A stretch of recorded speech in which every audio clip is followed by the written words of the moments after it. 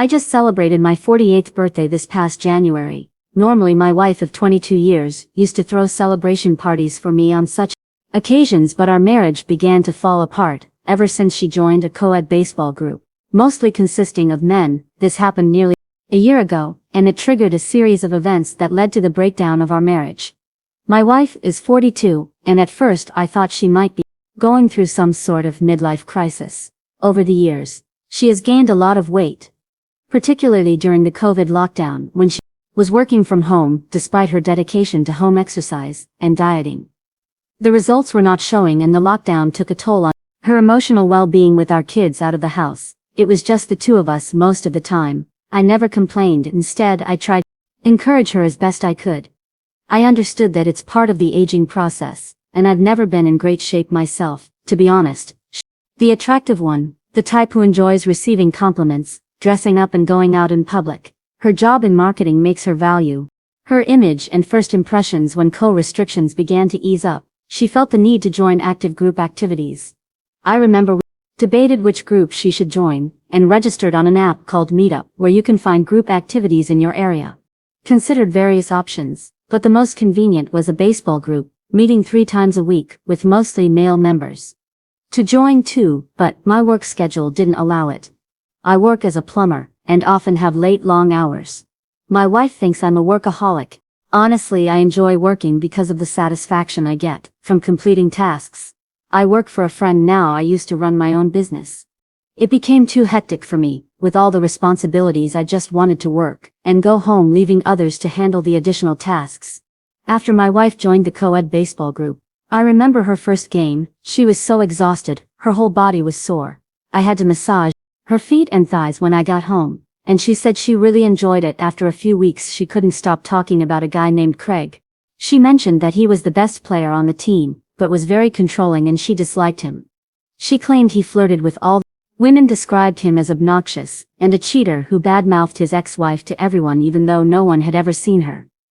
Been through multiple failed marriages and was known as a muscle car enthusiast. After a few more games, she began to complain that he used to smoke a lot, and would invite some of the group members to smoke with him after the games. Keep in mind, this was a group of people in their 40s acting like teenagers. After about a month of my wife attending the games, she was getting back in shape, but still had issues with this guy.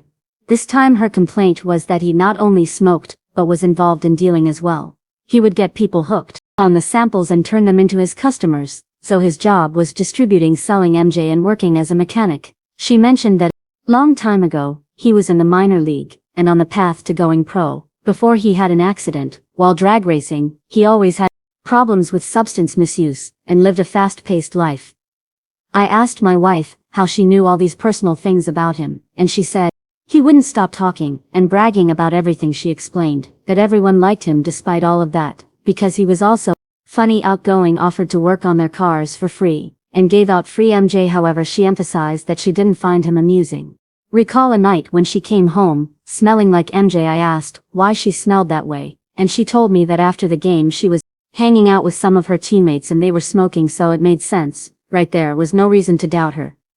This started happening every time she returned from the game. Since she played 3 times a week, she came back home smelling like MJ. One time, after the game, she took a shower and I joined her. We became intimate, and I kissed her. There was no mistaking that she had been smoking. I could taste it in her mouth. I asked her right then and there if she was smoking, and she said she tried it once because they were passing it around and she felt it would be awkward if she didn't smoke. I lost my temper. The mood immediately changed, because we have 3 kids together, a 23-year-old son, a 21-year-old daughter, and an 18-year-old son. I confronted her for being a hypocrite because she had told our children never to smoke or be influenced by peer pressure, and here she was doing exactly what she had warned them against. I inquired about how she would react if our kids emulated her behavior, succumbing to peer pressure, and her response was that I should calm down. She brushed it off as a one-time occurrence, insisting she hadn't even inhaled it. I chose not to engage in an argument or lecture her about pills use, because she was the type to preach to others and discipline my children if they engaged in such behavior. I'm generally the quiet type, not fond of confrontation, and certainly not the disciplinarian in our family. It surprised me to see her acting so out of character. Something had changed within her that day. The smoking itself didn't particularly bother me. It was her hypocrisy that troubled me. Wondered who she'd picked it up from, and I found it unsettling that someone who would raise a fuss if my kids or I engaged in such activities seemed so nonchalant. She spent nearly a month complaining about this guy, emphasizing how awful he was, and then she went ahead and sampled his product in the subsequent games. I noticed she continued to use cannabis, attempting to mask it by taking a shower, washing her sportswear, and brushing her teeth. Nevertheless, the odor lingered, but I refrained from confronting her again. I knew she would either lie or come up with some flimsy excuse, and I didn't want to broach the topic. I was secretly relieved because I had something to hold over her head in case she resorted to her usual self-righteous behavior. Thanksgiving was approaching and my 3 children came to visit. My wife was conspicuously absent, which was unusual because she typically prepared the Thanksgiving meal and hosted a big party with friends and family, cooking more than we could possibly eat. But this time she was gone all day. When she returned, I asked her where she'd been and she claimed she'd been visiting friends. When I probed further, she said she'd had car trouble, so she took her car to Craig to fix it. Questioned why she hadn't informed us, especially since it was Thanksgiving. Her response seemed insufficient to me. I asked her what was going on, as she was aware that Thanksgiving was approaching and her priority should have been spending time with the family, not fixing her car. I pointed out that most people spend the holiday with their families. She insisted she'd already told our daughter she'd be late, that our daughter should prepare the Thanksgiving meal. Even our children noticed the change in her behavior. They thought we were having marital problems because they believed we were arguing a lot, which was why their mom was offering all these excuses and failing to prepare for Thanksgiving as she usually did on Thanksgiving Day. My daughter couldn't manage everything by herself. My wife claimed she was sick and retired to bed after returning from the supposed mechanic trip to fix her car for the first time in a long while. I had to take my wife and kids to a restaurant on Thanksgiving. My wife was in bed and I had to convince her to come to the restaurant with us. Wanted me to tell the kids that she was sick, but I insisted she should tell them herself. I didn't want to have to explain to my kids that their mom had been making new friends, smoking a lot, and slacking. I was at work, and I couldn't monitor her every move at that point. The idea that she might be having an affair hadn't crossed my mind. My daughter entered the room and noticed that something was off with her mom's behavior. Concerned, she came to her senses and realized she was acting unusually. She finally got up and started pretending like everything was okay when we were at the restaurant. My kids noticed that she wasn't herself. She was making awkward jokes and seemed disconnected, as if she didn't want to be there, but was forced to after leaving the restaurant. My daughter jokingly asked me what I'd done to her mom, because she was acting unlike herself. She also observed that my wife had lost a lot of weight, and wondered if her behavior was related to her extreme weight loss. I decided to be honest with my daughter. I told her that her mom had joined a baseball team, made some new unusual friends, and had started using pills with them. This had been going on for the past 4 months since she joined the baseball team.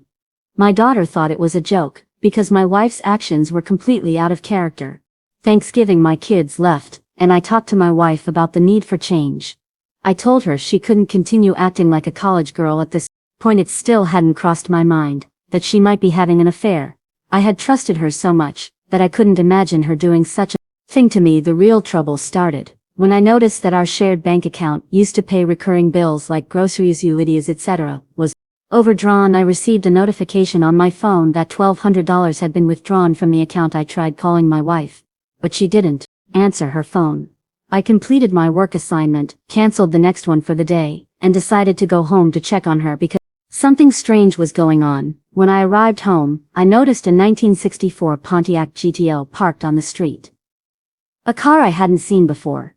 An affinity for classic cars, which is why it caught my attention. I'm quite the enthusiast for classic automobiles.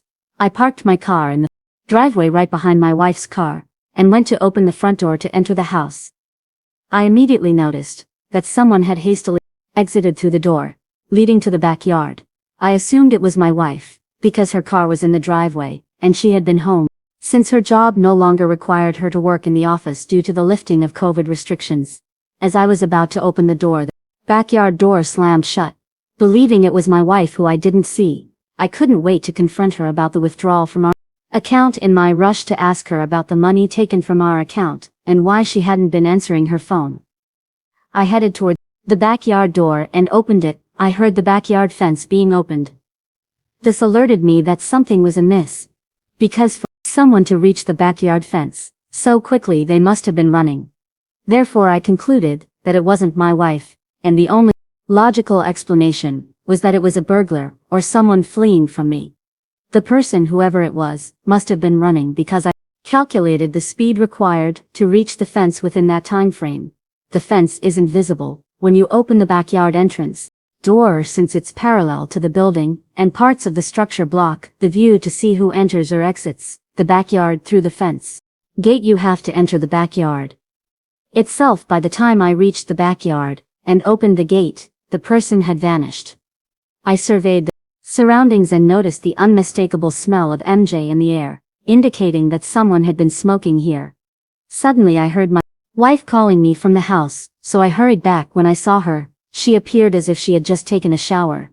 I inquired about the person who had been smoking in the backyard, and she denied anyone being there, asserting that she had smoked in the backyard earlier because she knew how much I disliked the smell. I told her that she was clearly not telling the truth, especially considering her unusual behavior over the past 5 months, and her allowing people into our home.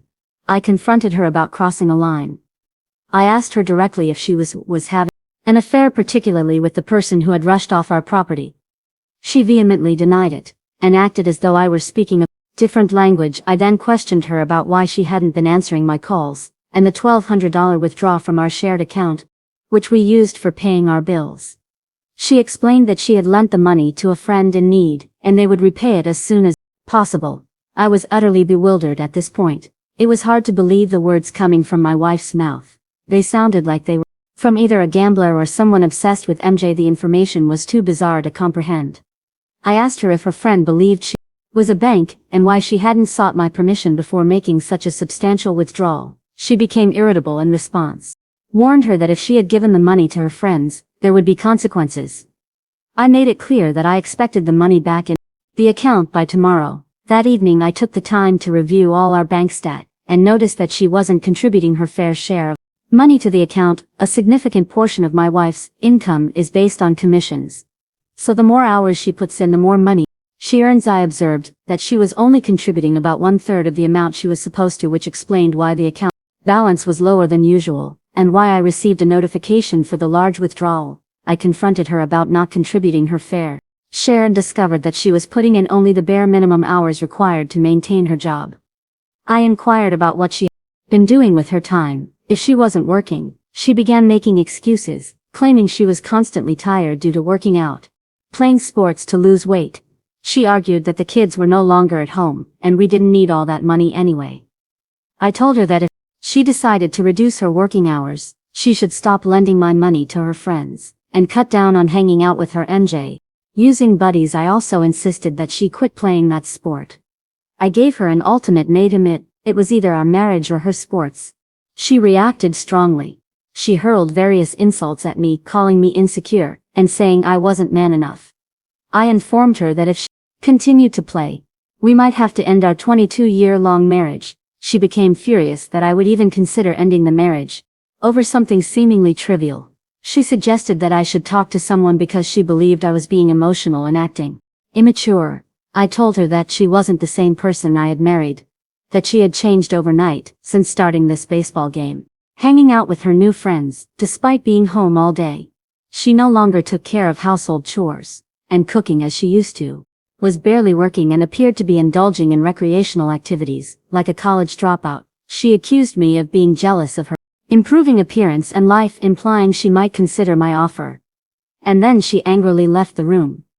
We had an intense argument throughout that night, and I ended up sleeping on the couch the following day. She refused to speak to me or cook for me, hoping that I would apologize and allow her to continue her negative behavior, completely disregarding the unexplained withdrawal from my account. We didn't exchange words that day. The next day happened to be one of her baseball game days before I left for work. She attempted to grab my attention to see if I was serious about pursuing a divorce. If she played her game as I was getting ready for work, she walked past me and loudly declared that she would do as she pleased, asserting that I couldn't interfere with her happiness. I remained silent, dressed and left the house in the afternoon. I contacted a divorce lawyer to prepare a separation agreement. My intention was to shock my wife, hoping that she would realize the potential loss of her family due to her actions. Whether you might call it a midlife crisis or menopause, I believe that serving her divorce papers might jolt her out of it. The lawyer drafted a legal separation document, and I picked it up after work. When I returned home, my wife was not there, and I wasn't sure where she had gone. When she finally came home, I noticed she wasn't dressed for a baseball game. My plan was to serve her with the divorce papers to emphasize that I was serious, with the hope that she wouldn't sign them despite the challenges she had put me through. I still loved my wife, and didn't want to lose her. My goal was for her to realize that she might end up divorced, and without anyone to support her. She entered through the front door, and I was waiting in the living room as she passed by me. She continued to give me the silent treatment, heading to the kitchen to prepare food for herself. I left the couch to retrieve the divorce papers. She was still in the kitchen when I handed her the papers to sign. The expression of shock on her face with wide open eyes and mouth caught me off guard. I hadn't expected her next move. She pushed me and threw the divorce papers at my face, expressing disbelief that I would follow through with this. She left the kitchen in tears, exclaiming that she couldn't believe I was taking these steps. She ran upstairs to the master bedroom, crying, and lamented that I had initiated the divorce proceedings even though she hadn't gone to the baseball game.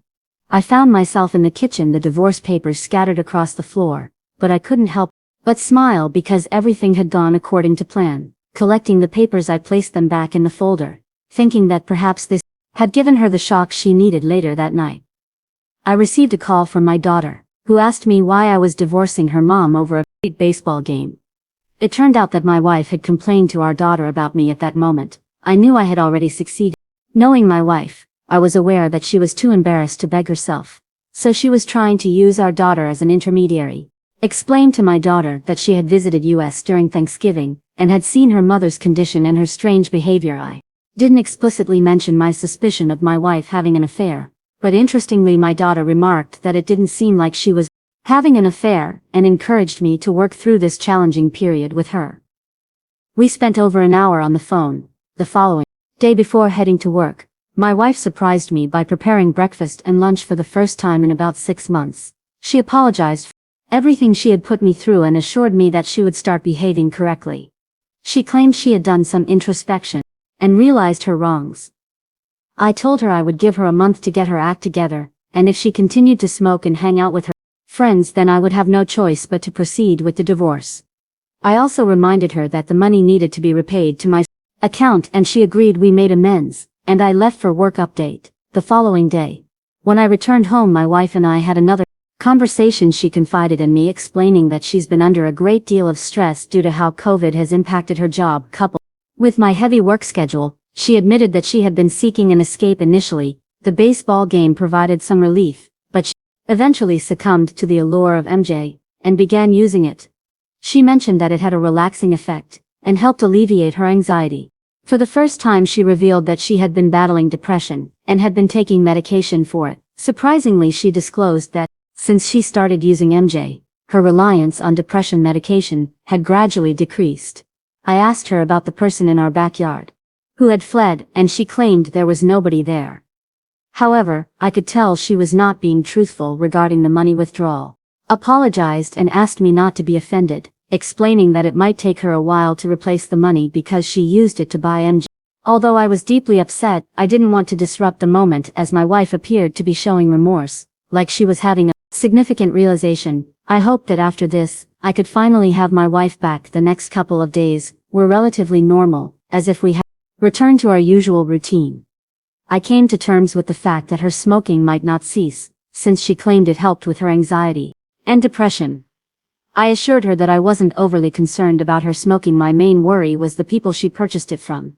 Those who deal with such substances are often questionable characters, since my state doesn't permit MJ.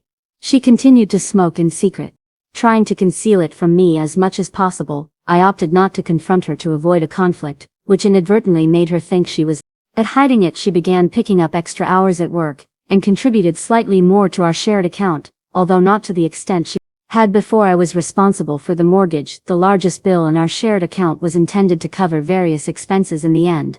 was covering around 70–80% of the expenses. One evening, while we were watching TV together, her cell phone rang, and she answered it.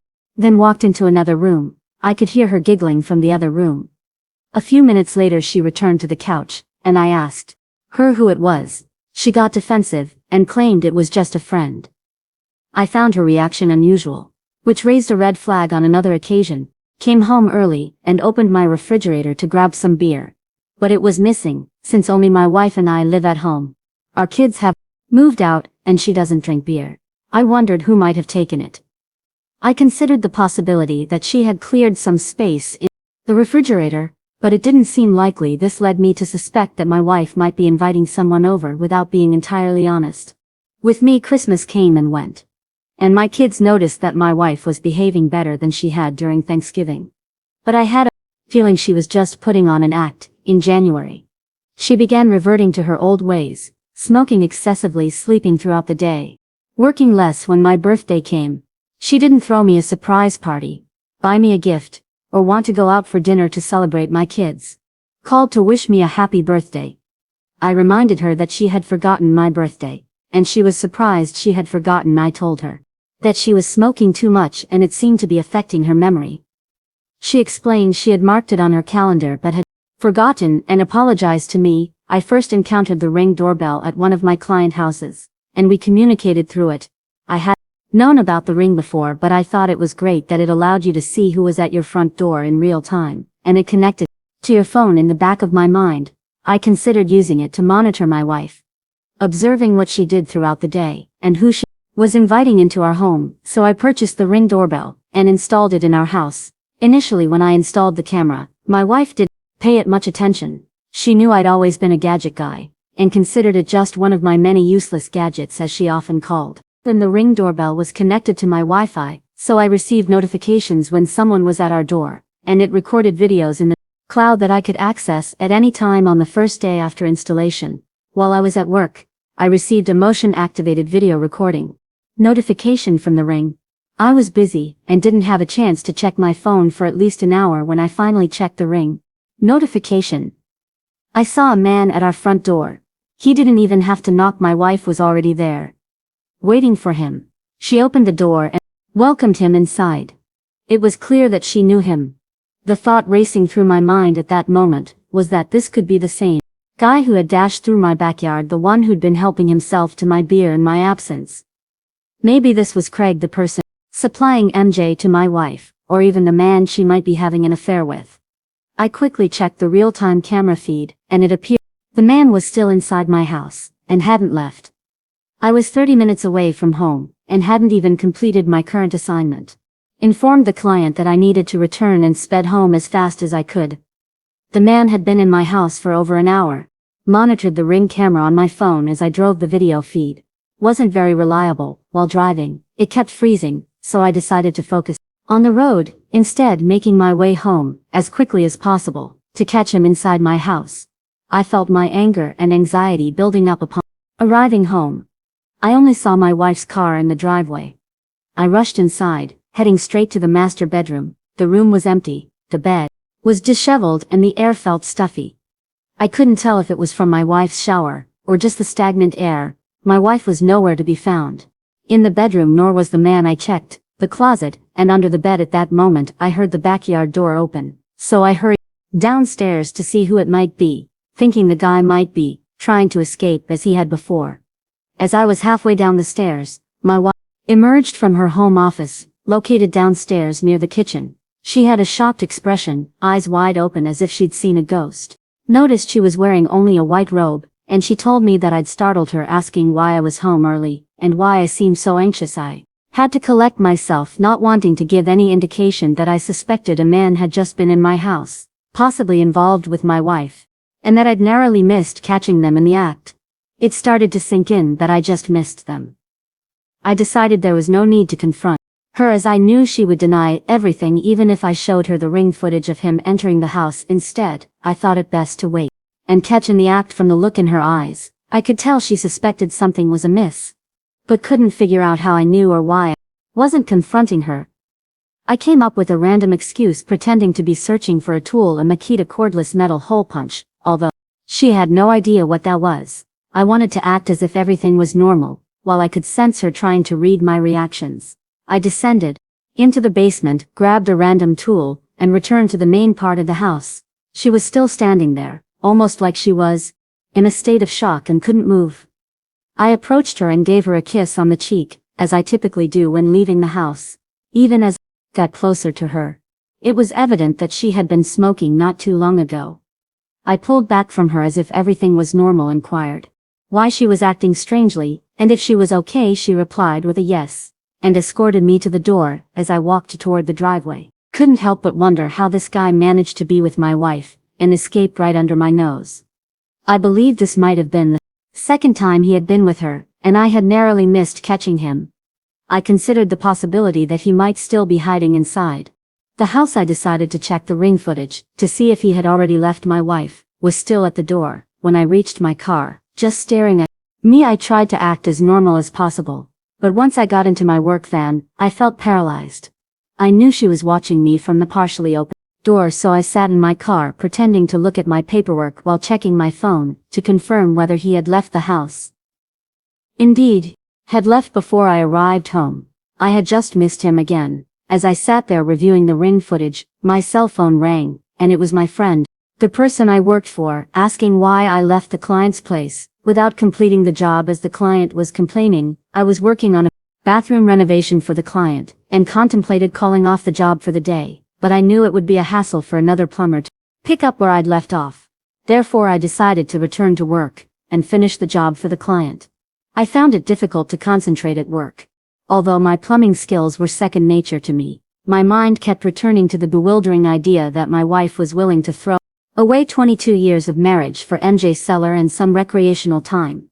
I couldn't fathom how she transformed from a well-mannered wife with strict traditional values into a frequent MJ user, despite her promises to quit after finishing my work. That day I couldn't bear going home. I sat in my van, contemplating my next steps. I decided to visit a local bar, despite not being a heavy drinker, just to be around people at the bar. I ordered some beer, and sat on a bar stool deep in thought. I came up with the idea of purchasing a video recorder and a GPS device to install in my wife's car, allowing me to monitor her movements. I went to a nearby electronics store but couldn't find a reputable GPS or hidden camera. I ended up using my phone to order one online, but I did manage to buy 2 voice-activated recorders, intending to place them in my bedroom and my wife's home office. When I returned home, my wife had prepared my favorite meal. Something she used to do in the past, especially when she felt guilty about something. I remained composed and pretended that everything was normal. After a while, went upstairs to take a shower and join her for dinner. I even remarked that it was unusual for her to be making dinner, and she tried to insist that she always did. We both chuckled it off. I made an effort to conceal my pain and resentment towards my wife. However, after dinner, I could no longer contain my emotions, and I felt the urge to confront her. Instead, I decided to take the dog for a walk. I told my wife that I was going out for a walk. Walking the dog helped clear my mind. I considered calling my daughter to inform her about her mom's affair. Decided against it, not wanting to involve her, fearing she might jeopardize my plans to catch my wife red-handed. I was seeking more evidence, although I already had some. I wanted to confirm that I wasn't imagining things. I had seen her partner on my Ring camera. Brown-haired, tall, skinny guy. I knew his face and could pick him out of a lineup. I just wanted to see how deep this situation went. When I returned home, my wife was already asleep. I didn't feel comfortable sleeping in the same bed where she might have been with her dealer partner just hours ago. Sleeping in the guest room would arouse suspicion, so I decided to endure my discomfort and sleep next to her. That night I struggled to sleep, woke up in the middle of the night, and installed the voice-activated recorder in her office and our bedroom. The following morning, she woke up before me and prepared breakfast, as if nothing had happened. It was easier for me to pretend this time, compared to the previous day at work. That day I couldn't resist checking my Ring camera regularly, even though I had set up notifications for any motion detected. My wife only left the house to go grocery shopping, as she had called me to let me know, and returned with bags. The second and third days were uneventful. She rarely left the house, and I began to wonder if something was amiss, or if she had caught on to my Ring camera surveillance. So on the evening of the third day, after I had spotted the stranger at my door, I retrieved the voice activated recorder, went to my car and started listening to the recorded conversations. It became evident that my wife had been spending hours on the phone with this man named Craig, who was a part of her baseball group. From their conversation, it seemed like my wife was no longer attending the games, but she had developed a close relationship with him.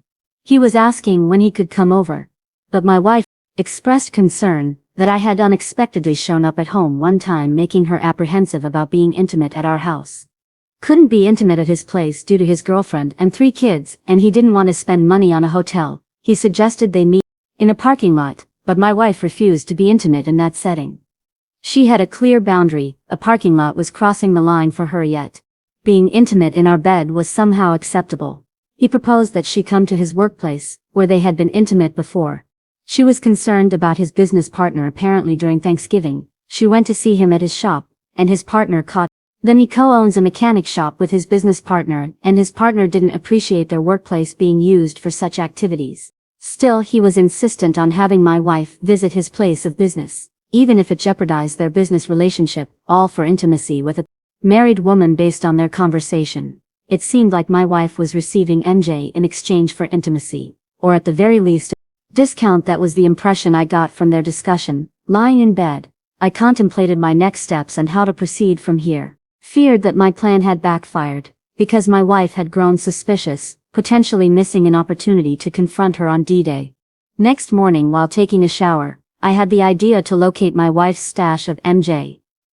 I knew she was smoking daily, and trying to mask her breath with peppermint and mouthwash to hide it from me. I suspected she might be dependent on it as a coping mechanism since she wasn't taking her medication. My plan was to find her stash and dispose of it, forcing her to invite him for more. The challenge was how to locate the stash without her knowing she was home all day, only leaving the house for a couple of hours. It seemed I might have to thoroughly search the house to find it. However, I was reminded that my daughter would be visiting our house for the weekend to see her mom. They typically go to her mom's place in the countryside for the entire day, which would give me enough time in the house to search for her stash. This visit was not unusual since they visited her mom about once a month. I had already returned the voice recorder to her office. The rest of the week was uneventful. Looking ahead to when my daughter paid us a visit, she inquired about her mom's well-being, and I assured her that everything was fine. I refrained from revealing anything to her as I suspected that she might inadvertently tip off my wife. My daughter isn't the best at keeping secrets. On Friday, the GPS and hidden camera I had ordered arrived on Saturday morning. My wife and daughter set out to visit my wife's mother with them out of the house. I took the opportunity to listen to the voice-activated recorder in my wife's office. It confirmed my suspicions about the guy involved in her life, indicating he was a dealer, possibly dealing with more than just MJ. However, I couldn't determine if my wife was using anything more than cannabis. I also learned from the recordings that the guy used to play for a minor league and was on the path to going pro until he had an accident, which led to an obsession to painkillers. This was his downfall. In contrast, my wife didn't have any known traumatic experiences, so it baffled me why she was drawn to such a person. Started using MJ. Her upbringing had been fairly normal, and her recent revelation about depression caught me off guard. Perhaps it stemmed from the prolonged time she spent at home, potentially leading to wake. My wife retained her suspicions that I had discovered her affair, but when questioned about how she knew, she claimed ignorance regarding my sources. I surmised that she might have made this statement to deter him, as he was eager to meet her before she left with our daughter for the weekend. I installed the camera in both the master bedroom and the living room. My next task was to locate my wife's stash of MJ. I scoured the entire house, contemplating even hiring a sniffer dog. Yet, by the day's end, I came up empty-handed, leading me to believe she either had nothing left or had taken it with her. Return was scheduled for Sunday afternoon. While sitting on the couch watching TV, an idea struck me. I should search the backyard for any potential hiding spots. I ventured outside about an hour before sunset and began inspecting the area. I suspected that she might have buried her stash, but to my fortune I didn't have to wait long before stumbling upon a Ziploc bag containing MJ and a grinder. I promptly disposed of the MJ down the toilet and discreetly returned the Ziploc bag to its original location. It appeared that she hid it outdoors to avoid arousing suspicion due to the smell, since she often engaged in her activities in the backyard, and her affair partner had once slipped away from there. I made the decision to move the camera from the living room to the backyard. My goal was to conceal it, so that it wouldn't be too conspicuous. Once I had set up the camera, I conducted a test run, and it performed well. This put me at ease as I could now monitor the activities in my house without my wife having any clue about it. My next step is to install the GPS in her car, once she returns from her visit to her mother's. My ultimate objective is to gather evidence against her for our eventual divorce. She came back home that Sunday evening, and after she'd gone to bed, I discreetly installed the GPS device in her car on Monday morning. My daughter returned to her own place, and during my work hours I contacted the same divorce lawyer who had previously drafted our separation agreement. I laid out my situation for the lawyer, including my wife's infidelity.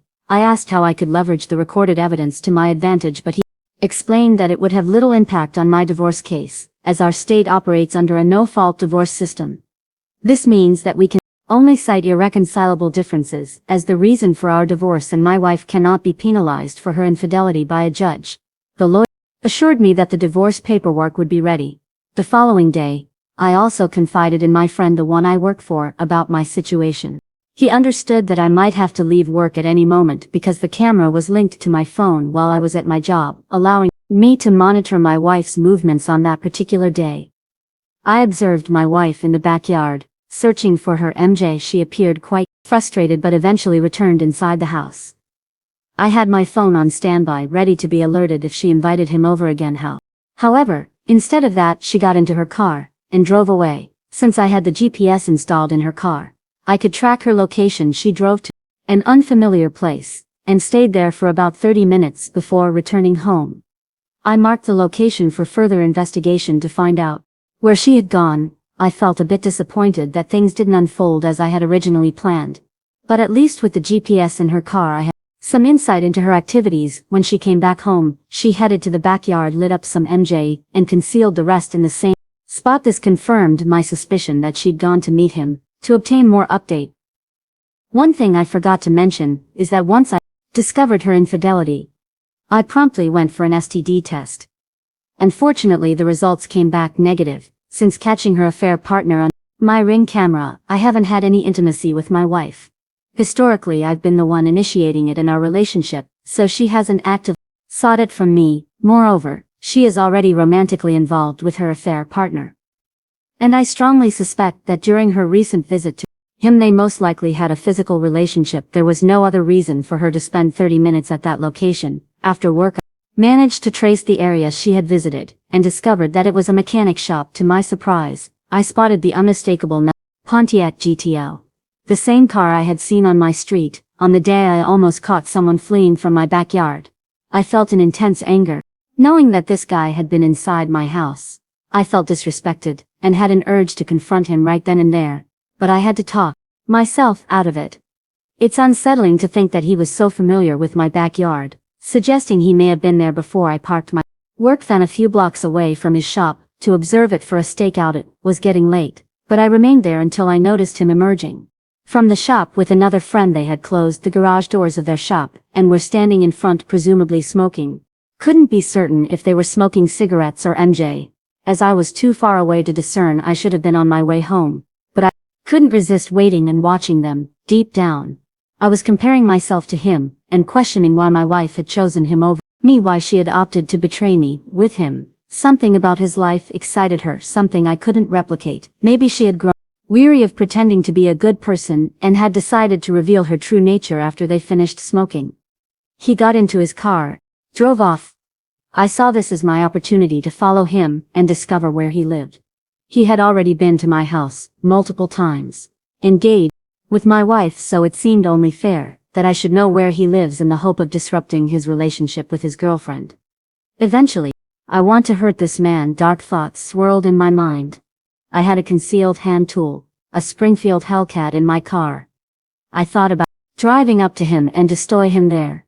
However, I realized that I'd probably become the prime suspect if they discovered he had been with my wife. He drove his car to a restaurant and picked up a woman. Initially, I assumed that the woman was his girlfriend, so I took some pictures with my phone. The pictures weren't very clear, due to the fading light. But I parked on the street to remain inconspicuous. Collected the female passenger, and I trailed behind him. They arrived at an apartment building, with street parking, and I could discern from their body language that she wasn't his girlfriend. Their behavior indicated a strong attraction as they couldn't keep their hands off each other while entering the apartment. My suspicion grew that she might be another one of the women he was involved with romantically. Pondered whether to wait for him to exit, so I could follow him and uncover his residence, yet, with no certainty of when he would leave, I opted to capture a picture of his license plate number, and returned home for the day. Now I knew that this man wasn't just a dealer, but also a womanizer, with my wife being one of the women he was engaged with. The following days were exceedingly disheartening, and it became increasingly challenging to share a room with her. I was losing hope and contemplating ending it all. Proceeding with the divorce so we could go our separate ways. I feared that sooner or later, she would decipher the purpose of the Ring doorbell, discover the voice-activated recorder, or detect the hidden camera I was using to spy on her. It was a monotonous week, observing her, conversing with her affair partner, and watching her on camera, smoking in the backyard at least twice a day. I estimated that it might take her 3 to deplete her MJ stash, and I didn't want to wait that long. I couldn't endure living in the same house with her for such an extended period. Knowing she was involved with another man, I wanted to bring this situation to a conclusion, so when she went to bed I ventured into the backyard with my flashlight and excavated her bag of MJ. I noticed that it also contained a blend of tobacco and MJ. In any case, I removed more than half of the contents, turned the rest, and then retired to bed. Update: after I left for work, one morning, I observed her camera smoking. I'm unsure if she noticed the reduction in the stash. Skipping ahead 3 days, I've been gathering all my documents in order. Besides the shared account, which doesn't hold substantial funds, and the house which has already been paid off, there's nothing else that requires division, except for our retirement savings. She has approximately $45,000 in her 401k, whereas I have around $870,000 in my Roth account. I anticipate that she will try to claim a share of my Roth account, according to my lawyer. A portion of my retirement savings will need to be allocated to her due to the duration of our marriage. However, she is unaware of the exact amount in my Roth account, since she has always been passive about retirement planning. I was the one responsible for financial planning and earning money, while her role was primarily focused on spending. I even had to persuade her to open a 401k account 9 years ago, and she made minimal contributions. The bulk of the savings is essentially free money, and she hasn't taken advantage of it. Her tendency has been to rely on me all the while, complaining that I work excessively or don't take enough time off. In reality, our plan was to retire early, motivating my hard work and dedication. Now that our children are grown, we intended to relocate to South America and spend the rest of our lives happily. However, it seems she prematurely checked out of our marriage and is now engaging in an affair. She is poised to take half of the work and effort I've invested over the years. My attorney mentioned that typically the longer the marriage, the more likely it is that retirement accounts will be divided fairly equally. I cannot allow this to happen. My hard-earned assets cannot go to waste. I upheld my end of the deal, remaining a loyal and caring husband, providing for my family and working diligently to ensure her happiness. Despite my efforts, she decided to engage in a romantic relationship with another man based on the voice recording. I don't believe she intends to leave me for him. It appears she's merely enjoying the excitement of a fling. I don't think she's willing to trade the stable life she has with me for an unpredictable seller. She revels in the thrill. She mentioned this on the voice-activated recorder. She can't contain her laughter at his remarks. He attempted to persuade her to leave me, even though he has a girlfriend and young children. I understand that listening to the voice-activated recorder emotionally taxing, considering the things she's saying about me. Nevertheless, it's crucial that I uncover the truth and understand her thoughts about me. She referred to me as boring and unadventurous, criticized my performance in bed, and suggested that I didn't measure up to him, even dubbing me a 5-minute man, which is not accurate. I suspect she was saying these things to boost his ego. He's only old, a younger age than I, and I thought possibly, because the baseball group primarily consisted of individuals in their 40s, as I presumed, he frequently complimented her, which bolstered her fragile self-esteem. I've come across instances on this site where younger men focus on middle-aged women with self-esteem issues, finding it easy to engage in intimate relationships with them, using his license plate to uncover his place of residence, and conducted some surveillance by driving past his house on a couple of occasions to keep an eye on him during these observations. I noticed his girlfriend, and he has 3 children, all under the age of 10. One evening while we were in bed, wife initiated intimacy. I can't recall the last time this happened, but I informed her that I was too fatigued for it. She became upset because we hadn't been intimate for weeks. My reluctance to be close with her was due to the knowledge of her ongoing involvement with her affair partner.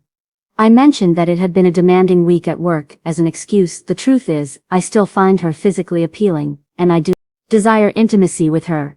However, in my view, she has become tainted, similar to a person engaging in street solicitation, and I felt that engaging with her would legitimize her actions.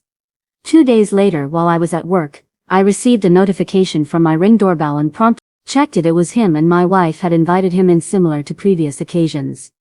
This time I wasn't far from home, only about 15 away. I swiftly got into my car and headed back home, arriving in less than 10 minutes. On this occasion, I decided not to park my car in the driveway to avoid drawing attention, instead parking on the street. I had my Hellcat, which I always carry in my car, although I had anticipated using it. I was emotionally prepared, having had time to contemplate such a moment. My intention wasn't to take a light, regardless of how strong my desire was to confront this man for showing disrespect. However, I had my personal protection given that he is involved in dealing. I wasn't sure about his potential capabilities. My goal was to confront him at Tool Point and call the authorities. I hoped that he had MJ on him, which would lead to his arrest. I had my phone set to record, hanging it in my left shirt pocket to capture audio without needing to hold it to avoid the front door. I chose to enter through the backyard fence, since I believed the backyard was his potential escape route. At this point, approximately 20 minutes had passed since I received the Ring notification on my phone. I carefully slid the bolt of the wooden fence gate, latched to open it from the outside, all while keeping my camera in my left pocket, still recording as I entered through the backyard door, leading to the kitchen. I held my keys in my right hand, and my Hellcat in my left. Both the backyard and the kitchen doors were wide open. There in my living room, I found my wife and the person she was involved with, both unclothed, engaging in an intimate act on the living room couch. Due to the open floor plan, I could see the living room from my vantage point in the kitchen. Dropped my keys on the floor to free up both of my hands to hold my Hellcat. They were both taken aback upon seeing me. Without hesitation, I began giving them commands to lie down on the floor or face dire consequences. They complied, with the man quickly getting on the floor. He was partially dressed, attempting to put on his pants, before I ordered him to stop, while he was lying on the ground. My wife, who was now wearing a robe, tried to de-escalate the situation by saying, "I'm sorry, it's not what it seems." I made sure my left pocket camera was still recording, because my left arm had partially obstructed the view. I continued to point my Hellcat at the affair partner, cursing at him. My wife, now wearing a robe, slowly attempted to rise. I allowed her to, as I was focused on the affair partner, and I ordered her to join him and stay flat on the ground. This action made it clear to her that I was serious, and she promptly obeyed. Later I reviewed the recorded footage to gather these details, as my adrenaline had been running high. I knew I needed to establish control of the situation before contacting the police, with my wife on the floor apologizing and insisting that her affair partner Craig meant nothing to her. He began begging me not to harm him. I took out my phone and dialed emergency. I told the dispatcher that a dealer is selling to my wife in my house and I have them down at Hellcat. The police dispatcher instructed me not to take any action and to wait for the arrival of the police. After ending the call with the dispatcher, I instructed Craig to stretch both his hands forward while lying down and pleaded with him not to give me a reason to use force. My wife remained on the floor pleading with me. I walked over to the front door and swung it wide open, making it easy for the police to enter when they arrived. I noticed a bag of MJ on the living room table. Although it wasn't a substantial amount, I hoped it would be sufficient for the police to arrest him. I waited for what felt like an eternity, about 5 minutes at this point. Tired of keeping both of them terrified all the while recording the entire incident. So I decided to FaceTime my daughter, despite my wife's pleas to refrain from doing so. My daughter witnessed her mother lying there with her semi-naked affair partner. I explained the situation to her, and she began to cry, unable to believe what she was seeing. My wife felt embarrassed. Her head hung low as my daughter spoke. Heard the police vehicles pull into my driveway. They entered my house as I lowered my Hellcat. I approached them at the door and briefed them on the situation initially. There were 2 officers, but 2 more soon arrived, making a total of 4 officers, and 2 patrol cars. The first officers detained him for the MJ in the living room. He attempted to shift the blame onto my wife, claiming it was her MJ, not his. It was quite amusing to watch them both accusing each other of ownership, effectively incriminating themselves.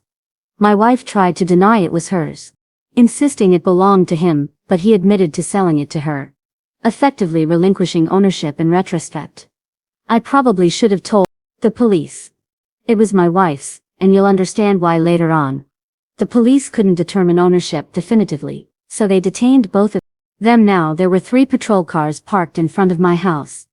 They placed my wife in one of the patrol cars, allowing her to put on her clothing while she still had her robe on. It was an embarrassing moment, since all the police officers, who were male, saw my wife partially unclothed. I felt somewhat uncomfortable about it, but I had to remind myself that she was now a matter of public record, due to her involvement with these unsavory individuals. Upon weighing the MJ, they found it to be around 4.0, which is close to being a state jail felony. However, one of the officers later told me privately that the judge might reduce the charge to a Class A misdemeanor possession if it was determined to be my wife's by now. I wanted the police to take severe action against her affair partner. The cops escorted him to his car to search for more MJ, but he refused, stating they needed a warrant to do so. The cop replied that they had probable cause to believe the car contained evidence of criminal activities, since he had already admitted earlier to giving the MJ to my wife, essentially acknowledging his intention to distribute or sell it. It seemed as if all the police in my city had nothing else to do, because more officers arrived. You would think a major pills bust was unfolding. Even the Can 9 unit joined the scene, making it clear they were determined to throw the book at this guy. Due to his prior criminal record, they were handling this case with significant force, attempting to secure a lengthy sentence for him. After their search, they found approximately 4 pounds of MJ in his possession, enough for a state jail felony. This offense carries a mandatory minimum sentence of 180 days imprisonment, a maximum of 2 years imprisonment, and a fine not exceeding $10,000. Appeared solid, although the length of his prior offenses was uncertain. But it's likely he would face up to 2 years in prison.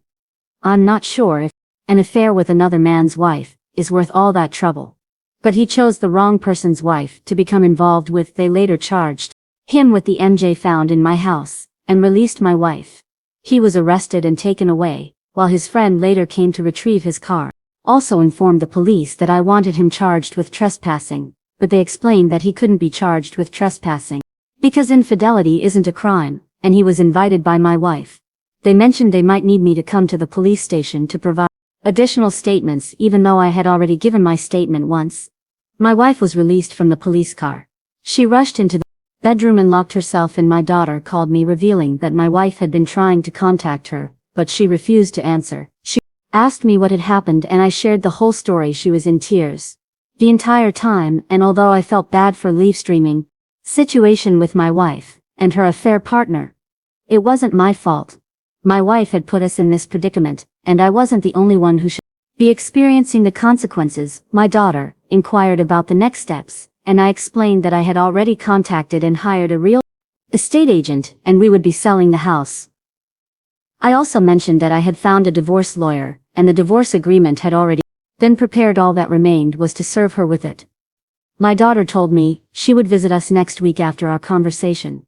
I knew it would be difficult for her, as she is very close to her mother. In the evening, I had mixed emotions about the entire situation, and my wife remained in the room. I felt a deep sense of sadness, as our 22 years of marriage seemed to go down the drain. There were no heroes in this story, and it wasn't how I envisioned our relationship ending just 2 years ago. My wife and I vacationed in South America, visiting countries like Uruguay, Chile, and Peru, to look for houses to purchase in just 1 year. She had thrown everything away, and I couldn't help but wonder why her carelessness in inviting him to our home was a shocking revelation. I'm relieved she did, because it revealed her true colors, and who knows if she had done this before. He might not be her only affair that evening. I went to a local bar to have drinks with a friend, discussed various topics, avoiding any mention of my wife, and the earlier events. I was trying to divert my mind from the whole situation. While at the bar, drinking and chatting with my friend, my eldest son called. He had been informed by his sister about what had happened, apologized for his mother's actions, and expressed his willingness to support any decision I made.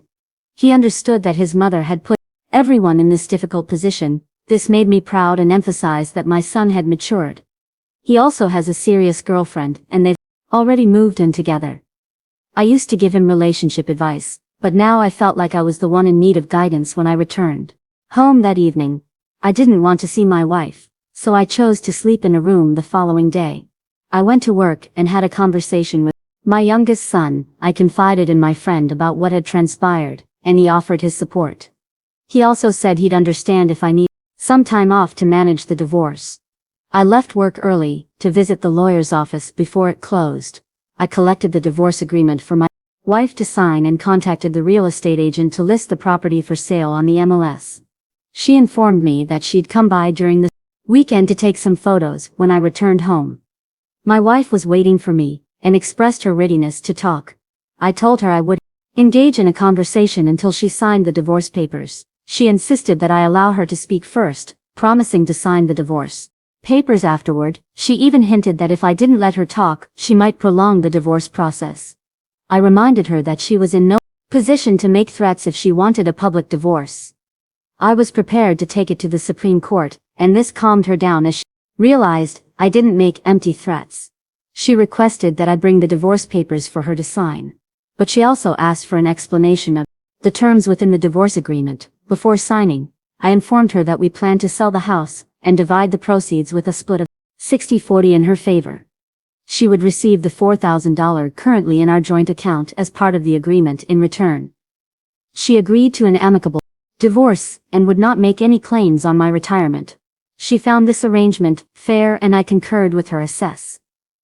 After she signed the papers, she expressed a desire to explain how the affair had started and the details of her involvement. To her surprise, I informed her that I was already aware of everything I revealed, that I had been monitoring and listening to her conversations with him through cameras, and VRs, even showing her where she concealed her MJ. She was taken aback and fell silent. I didn't want to hear any justifications from her. As she understood the gravity of her actions, her tears seemed like an attempt to gain sympathy from me, but I remained resolute, knowing that what's done is done. It has been 2 weeks since I served my wife with divorce papers, and we have 76 days left. Divorce to be finalized. The house has not been sold yet, but there are 2 strong interests from potential buyers. My soon-to-be ex-wife. I continued to reside in the same house, sleeping in separate bedrooms. My daughter is no longer speaking with my wife, and I'm acting as a mediator, hoping to reconcile their relationship. My sons still maintain contact with their mother, but have significantly lost respect for her. Understand that my family will never be the same, and I've come to terms with that reality regarding her affair partner. I heard he was released on bail, but is still facing court proceedings, and his case remains pending. I believe he may receive a prison sentence exceeding 2 years, hopefully.